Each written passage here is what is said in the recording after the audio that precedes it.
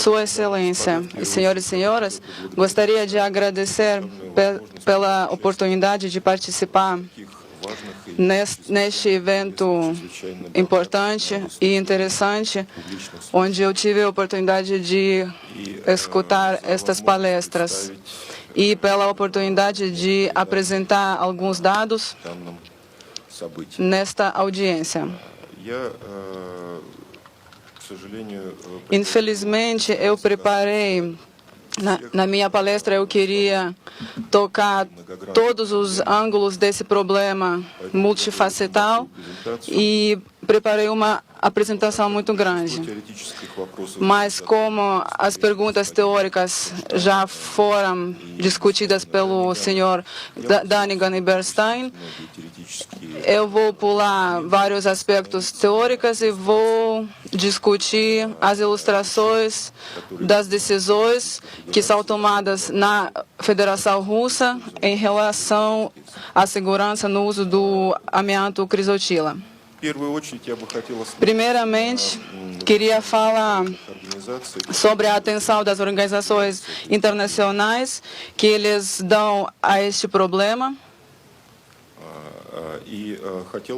E também queria chamar a sua atenção que hoje, pelo menos, a única opinião oficial pela Organização Mundial da Saúde é uma resolução da 60ª sessão da Assembleia Mundial da Saúde, onde são previstos a execução das campanhas globais para a eliminação das doenças relacionadas ao amianto, tomando uma abordagem diferenciada à regularização das doenças. Por que esta questão é muito importante na Rússia? Porque a Rússia, durante o último século, é a maior produtora, não somente a produtora maior, mas também o consumidor maior do amianto crisotila. E somente nos últimos anos fomos superados pela Índia e China. Mas nós temos uma diferença, primeiramente que para uso civil, na indústria civil, usamos somente a crisotila e somente produzimos crisotila.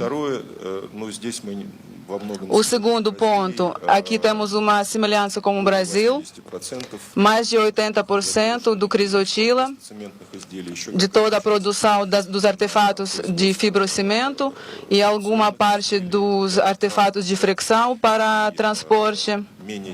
E menos de 10% foram usados, diferentemente dos países da Europa, foram usados para materiais friáveis. Diferentemente da Europa ou Estados Unidos, onde mais de metade do amianto foram usados para materiais friáveis de insulação. Considerando esse uso vasto do amianto na Rússia e as opiniões das organizações internacionais, em 2007, o Ministério da Saúde da Rússia elaboraram o projeto do Programa Nacional para a Eliminação das Doenças Relacionadas ao Amianto. E, primeiramente, o que nós fizemos? Nós analisamos todas as publicações científicas na Rússia, mais de 2.000 publicações, começando de 1902. E, pela primeira vez, na Rússia, esse problema foi estudado em 1907. Os pontos principais que nós achamos comuns em todos os estudos, eu queria apresentar nesse gráfico. São os níveis de empoeiramento e doenças de asbestose numa fábrica maior na Rússia, Uralazbest. Em média, tem 10.000 trabalhadores por ano. Se nós olharmos no primeiro resultado do primeiro exame médico, logo depois da Guerra Mundial, da Segunda Guerra Mundial, onde o nosso principal alvo foi reconstruir o país e ninguém prestava atenção na segurança. E entre todos os trabalhadores, 30% deles tiveram esta doença. Vocês podem ver o nível de empoeiramento, é 290 miligramas por metro cúbico. Não dá para ver nada em meio metro. Os resultados analógicos foram registrados nas outras fábricas semelhantes e durante anos as fábricas antigas foram reconstruídas ou fechadas e os níveis da exposição caíram e nos dias de hoje, no exame dos mesmos trabalhadores na mesma fábrica, nós temos menos de 0,1% das doenças e estas pessoas elas trabalharam mais de dezenas de anos e nas condições muito pesadas e perigosas, quando as condições de trabalho não foram apropriadas. E hoje podemos dizer que durante os últimos anos, praticamente todos os casos das doenças relacionadas ao amianto são o resultado de um trabalho pesado e uma exposição extremamente alta e durante os períodos de trabalho longos. Também podemos mostrar um gráfico da difusão do mesotelioma maligna, que depende dos níveis de exposição ao amianto. Então, a difusão da doença dependendo do empoeiramento. Podemos ver que nós vemos vários casos de mesotelioma maligna, mas depois de reduzir o nível de empoeiramento, o nível de mesotelioma caiu rapidamente e nos últimos anos, apesar de que prestamos muita atenção a esse problema, nos últimos anos praticamente não foram registrados nenhum caso dessa doença nas fábricas. Para verificar os nossos resultados e os dados, nós convidamos os nossos colegas especialistas da Finlândia e Estados Unidos, fizemos um estudo e onde nós verificamos os níveis de empoeiramento. Fizemos exames de raio-x, por exemplo, esse equipamento de raio-x foi comprado e testado na Finlândia, depois entregue na cidade Asbest e também foi instalado pelos técnicos da Finlândia e os especialistas finlandeses fizeram os exames. E nós, pelo rádio, anunciamos que cada trabalhador que queira pode participar desse exame. E nós tivemos 1.640 trabalhadores, com a média do emprego 22 anos até 49 anos. A média dos anos desde a primeira exposição era 27 e a média da idade 47 anos até 87 anos da pessoa. Então, essas pessoas, eles trabalharam naqueles anos e naquelas fábricas onde a concentração do pó era centenas e mil vezes maior do que os níveis admissíveis hoje na Rússia.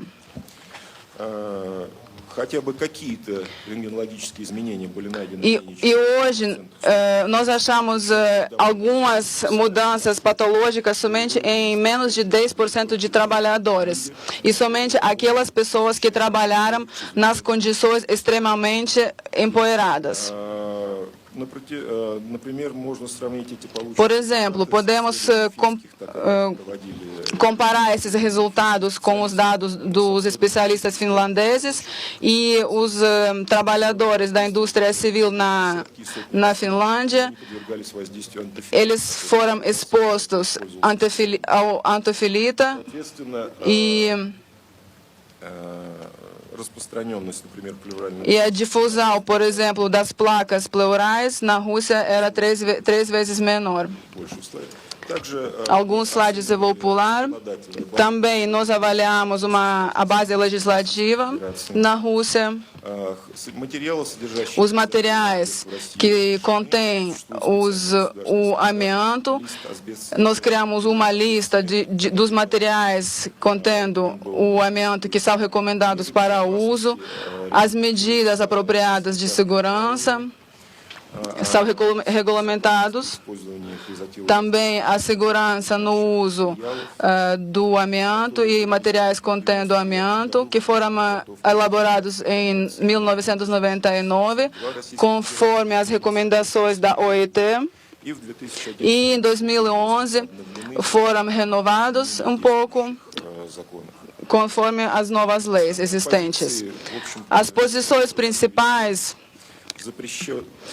na Rússia são: o uso dos anfibólios é proibido, também é proibido o uso dos materiais friáveis de insulação que contenham o amianto, e os outros são permitidos nas condições de controle geral de pó. Também são obrigatórios os exames médicos antes do emprego, durante e depois, se necessário. Sem isso, o trabalhador não pode começar a trabalhar nas condições de empoeiramento. Também, estas doenças, elas são incluídas numa lista específica das doenças ocupacionais e elas são compensadas se tiver alguma comprovação de trabalho nessas condições.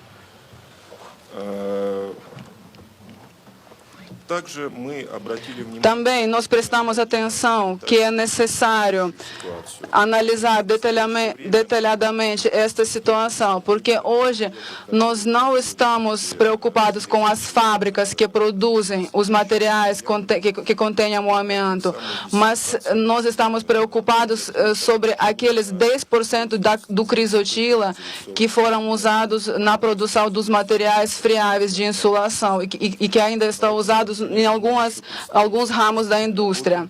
Então, ainda pela frente, nós temos muito trabalho.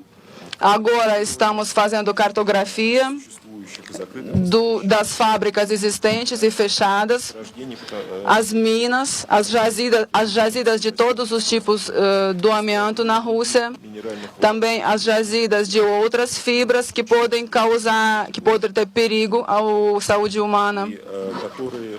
E em muitos casos, o resultado de exposição, eles são parecidos com a exposição do amianto. Em várias fábricas, nós sabemos que em várias fábricas as condições podem ser diferentes. E, por isso, é obrigatório avaliar as condições e exposições existentes para evitar subestimação ou superestimação do risco. Também nós fizemos vários estudos que são analógicos, semelhantes dos estudos que foram apresentados hoje de manhã, sobre liberação das fibras nos materiais de construção. Por exemplo, nós fizemos um estudo, uma pesquisa em Moscou. O crisotila foi usada em Moscou e também os materiais friáveis, e nós precisamos pesquisar vários dias para fixar, fotografar e registrar essas fibras. E a nossa geral conclusão foi que foi muito parecida com a maioria dos estados que foram feitas na Polônia, Alemanha e Estados Unidos. Essas conclusões são que a maioria não não tem um risco e demolição ou reparo não controlado que contenha o amianto e não foram não tem um perigo suficiente para a saúde dos trabalhadores. Também tem outra questão de avaliação do amianto ambiental na Rússia. Por exemplo, temos as jazidas de todos os tipos do amianto. Alguns são usados, por exemplo, foram usados para especificamente na indústria civil. Por exemplo, difusão de mesotelioma nas cidades que são perto de produtores de crisotila não é maior do que no nível padrão das doenças que não é relacionada ao amianto. E, por exemplo, outra jazida de crocidolita, ela tem um nível de doenças muito maior e que é próxima aos níveis da Europa. Prestamos muita atenção também na necessidade de fazer estudos epidemiológicos. Convidamos o Instituto de Câncer e nós avaliamos o risco de doenças epidemiológicas e depois de várias discussões e formalizações, em 2012, nós criamos o conceito da política estatal visando a eliminação das doenças relacionadas à exposição ao amianto, que foi aprovada pelo Ministério da Saúde da Rússia e também pela Comissão Tripartita da Regularização das Questões Sociais e hoje está sob aprovação no governo da Rússia. Várias vezes nós vemos que hoje, também queria dizer que infelizmente ou felizmente, nós queríamos achar alguma base para proibir diretamente o uso do amianto na Rússia. Nós só queríamos achar essa comprovação, mas infelizmente nós não tivemos sucesso. Nós não achamos nenhuma base científica sólida para fazer isso. Mas também nós vemos, será que é possível usar os dados internacionais na Rússia? Porque tem vários dados sobre proibição do crisotila nos países europeus. Também fizemos análise dos documentos que foram publicados durante os últimos 6 ou 7 anos. E vemos que até o final dos anos 70, o amianto foi usado sem controle algum. E os maiores consumidores foram os países mais desenvolvidos. Por exemplo, o uso dos anfibólios foram usados vastamente naqueles materiais que são os mais perigosos em relação ao impacto à saúde humana. É este gráfico que nós vemos, que todo mundo já viu, e aqui tem a conclusão de um epidemiologista britânico, Júlio Cotô, que recebeu um prêmio na área de análise das doenças de amianto pela Agência Internacional do Câncer, que é praticamente igual que nós recebemos nos nossos estudos nacionais, que a causa maior de desenvolvimento das doenças relacionadas ao amianto foi o uso dos anfibólios. Também eu queria dizer que a falta da atenção para as medidas de segurança, ela foi substituída pelo pânico. E nós podemos ver isso em várias publicações. E agora é um medo da população que é usado como ganhar dinheiro com isso. E esta prática chamou muita atenção de vários países. Já virou um problema nacional. Por exemplo, nós vemos a reação do David Cameron, o primeiro-ministro da Grã-Bretanha, que ele chamou parar esse monstro do amianto. Mas eu fico surpreendido escutando essas alegações. Por exemplo, os americanos. Outro exemplo que eu não consigo entender é, por exemplo, a tentativa de incluir o amianto na Convenção de Roterdã. O anexo 3, ele prevê os pesticidas mais perigosos e químicos. O que é isso? São os alimentos que, por exemplo, os fazendeiros podem usar aqui perto de Brasília e em 5, 10 anos esse material ele pode cair na nossa comida e pode ser acumulado em vários órgãos e tecidos do corpo humano e causar esse efeito negativo. Então, esse é o nível do perigo. Então, essas tentativas de incluir o amianto também nos surpreenderam. E eu participei na análise várias vezes nos documentos iniciais da União Europeia. E eu sempre não conseguia entender por que essa questão de inclusão do crisotila no anexo 3 foi baseado no resultado de efeito dos anfibólios à saúde. E esta é a questão principal que nós estamos discutindo já durante 3 reuniões da Convenção de Roterdã. 2 questões. Primeiro, por quê? Se vocês têm alguns dados de risco da exposição do crisotila, por favor, podem apresentar esses dados científicos. E a segunda questão é, por favor, apresentem os dados de que existem substitutos perigosos durante toda a cadeia de produção. E nunca recebemos alguma resposta. Somente as emoções que nós já vimos hoje, nesta última apresentação. E as emoções, infelizmente, elas são lindas, mas não há nenhuma evidência. Infelizmente. E por isso, um princípio básico que nós embutimos nos nossos conceitos para a eliminação das doenças é a necessidade das medidas profiláticas que devem ser planejadas não conforme o nome comercial da fibra ou avaliação do perigo, mas conforme a avaliação de risco para a saúde humana como resultado da exposição de tipos específicos das fibras e nas condições específicas. Agradeço pela atenção.